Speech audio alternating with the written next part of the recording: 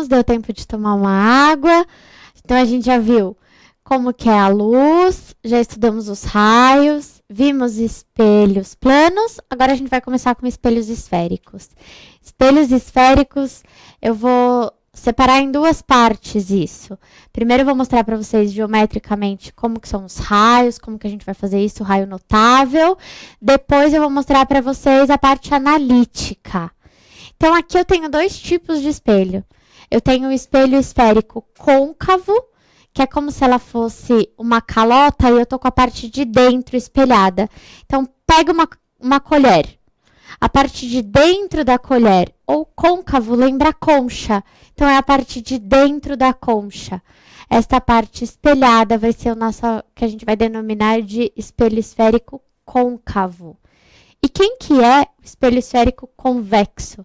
É quando eu pego essa calota, então eu pego a colher e agora eu viro a colher. E agora eu enxergo esta parte aqui da colher como sendo. Então, o espelho esférico convexo, essa nomenclatura é importante, ela vai ser a parte de fora espelhada. Os elementos geométricos que eu tenho no espelho esférico, isso é muito importante vocês tomarem nota, porque o tempo todo eu vou estar falando do vértice do espelho esférico. Quem é o vértice do espelho esférico? Eu vou traçar uma reta. Esta reta eu vou ter o ponto do centro de curvatura, do foco e do vértice, que vocês podem ver aqui no slide. Então, este daqui é a minha base. Daqui eu tenho o meu espelho. Então, esse ponto de encontro entre a reta e o espelho é o que eu chamo de vértice. Eu tenho o centro de curvatura. Quem é o centro de curvatura? Centro de curvatura é a mesma coisa que o meu raio de curvatura. Então, se a gente pensar na esfera inteira, certo? Eu tenho aqui um diâmetro e aqui eu tenho meu raio. Então, se eu pegar esse daqui, aqui eu tenho meu raio, que eu vou chamar de centro de curvatura aqui na física. E metade do meu centro de curvatura é o meu foco. Então, eu tenho o raio, metade do raio é o foco. Quem que a gente vai usar mais? Nós vamos usar mais o foco. Então, o exercício falou em foco, em distância focal, ele está falando a metade do raio de curvatura. E a gente vai ter raios notáveis. O que são raios notáveis? São os raios que vão nos ajudar a estudar. São com eles que nós vamos ter ferramenta suficiente para desenhar uma imagem, ou para saber aonde está essa imagem, se ela aumentou, se ela diminuiu, o que aconteceu com ela. Bom, o que eu tenho? Eu gosto muito desses dois raios iniciais, que é o raio paralelo. Então, ele está vindo paralelo, incidiu no meu espelho. O que vai acontecer com ele? Ele vai refletir. Ele vai refletir de que maneira? Passando pelo foco. Então, ele vem paralelo, ele passa pelo foco. Então, vendo que eu desenhei um espelho côncavo. Porque o raio notável vai ser o mesmo para o espelho convexo, mas vocês vão ver a diferença que tem na hora de montar isso. Então, o que eu tenho aqui agora? E quando ele vem pelo foco, o que acontece com ele? Nós não vimos a reversibilidade da luz? Então, o raio de luz, o mesmo caminho de ida é o caminho da volta? Então, se o mesmo caminho da ida é o da volta, se ele veio paralelo, passou pelo foco, ele vem pelo foco, sai paralelo. Legal. E o de vértice? O vértice, ele trabalha como se ele fosse um espelho plano. E o que a gente tinha combinado com o espelho plano? Que pela normal ele vai ter o mesmo valor. Então, eu tenho um raio de incidência e o raio refletido tem o mesmo valor que eu tenho. Ok. São só esses três? Não. Tem mais um que às vezes a gente acaba usando, que eu vou mostrar aqui para vocês como que ele é, porque ele é bem simples na câmera documento. Então, eu tenho aqui o meu espelho côncavo,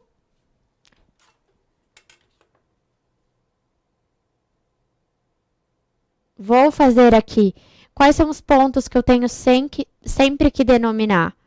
É o vértice, o meu foco. Então, se o meu foco até o vértice tem 4, do meu foco até o centro vai ter 4 também. E o centro. E qual que é o raio importante que eu falei que eu não coloquei ali, porque eu gosto muito do vem paralelo e sai pelo foco, vem pelo foco e sai paralelo. Eu tenho um raio que ele está vindo pelo meu centro de curvatura. O que vai acontecer com ele? Ele vai voltar também pelo centro de curvatura. Então, o mesmo caminho que eu tiver de ida vai ser o da volta. A gente continua usando o princípio da reversibilidade dos raios de luz. Agora, vamos voltar aqui e ver o espelho convexo. O que eu tenho para o espelho convexo? O espelho convexo, se vocês repararem, quando eu estava falando de espelho côncavo, eu tinha tudo à esquerda. Agora, eu vou colocar os mesmos pontos, só que para a direita. Por que isso? Para matematicamente eu saber depois o que é um espelho côncavo e o que é um espelho convexo. Então, aqui, eu coloquei vértice, foco e centro. Agora, eu vou fazer o quê?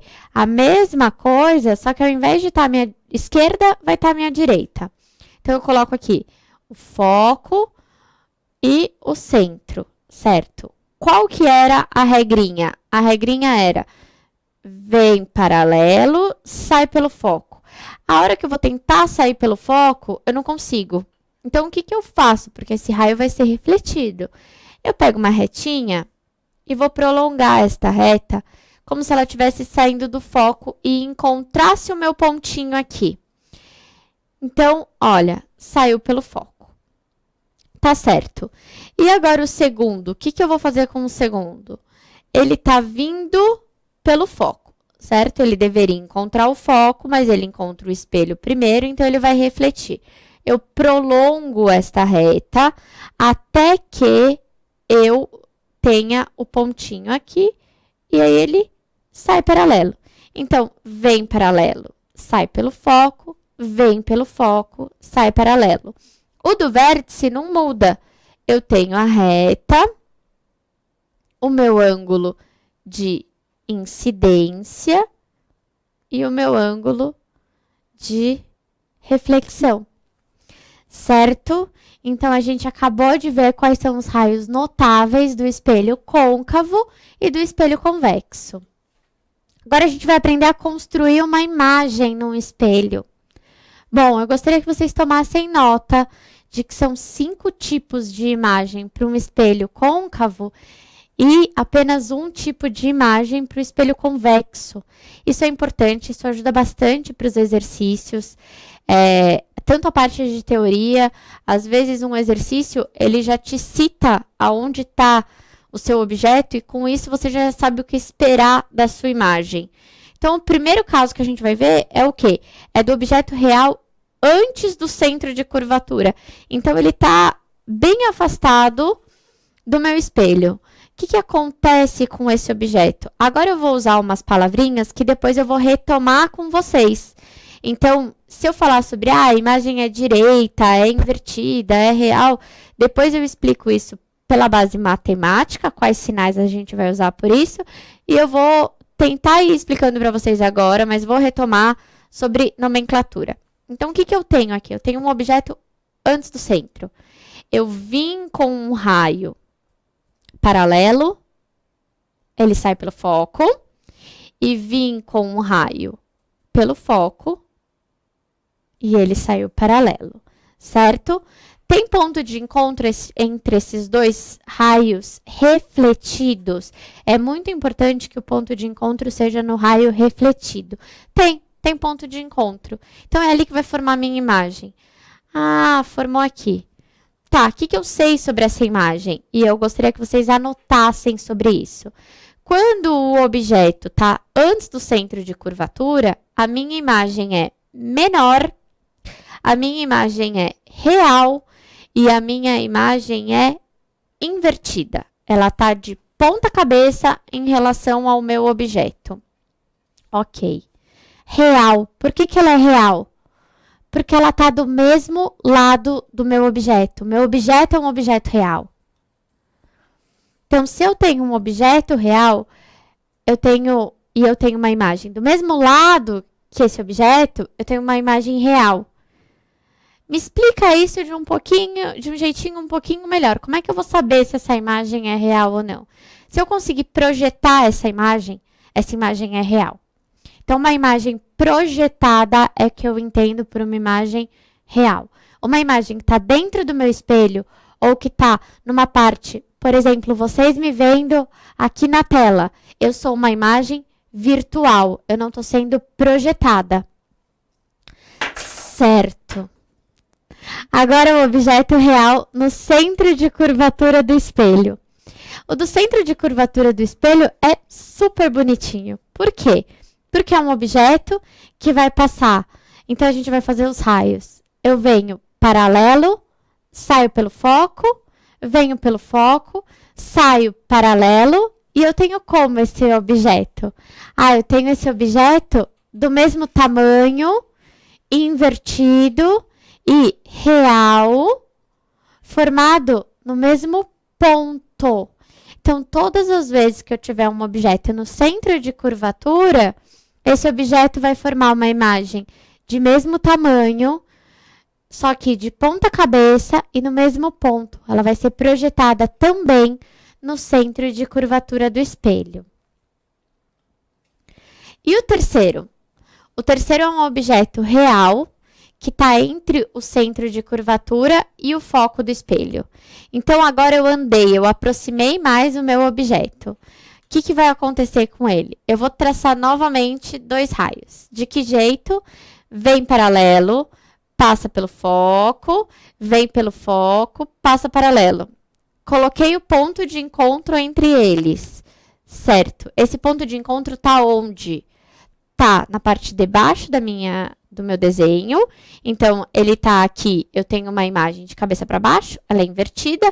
Eu tenho uma imagem maior e eu tenho uma imagem real novamente. Agora, vamos ver esse quarto objeto. Esse quarto objeto, ele está no foco do espelho. Se vocês repararem, eu fiz paralelo, saiu pelo foco. Pelo vértice, coloquei mesma angulação e propaguei. Então, vocês estão vendo dois pontilhados aí que são paralelos. Não se encontrou. Não se encontra. Quando eu tiver um objeto real no foco, eu não vou ter formação de uma imagem nem real, nem virtual. Eu vou chamar essa imagem de imprópria. Imprópria, a gente até fala que ela é uma imagem que se formou no infinito. Mas por que isso? Porque eu não tive o meu ponto de encontro dessas retas. Os meus raios luminosos não se encontraram para formar a imagem. E objeto real entre o foco e o vértice do espelho. Bom, eu aproximei bastante esse meu objeto. Agora ele está entre o foco e o vértice. Como que ele vai formar?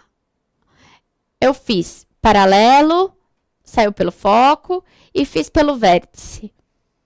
Professora, não se encontrou do lado real.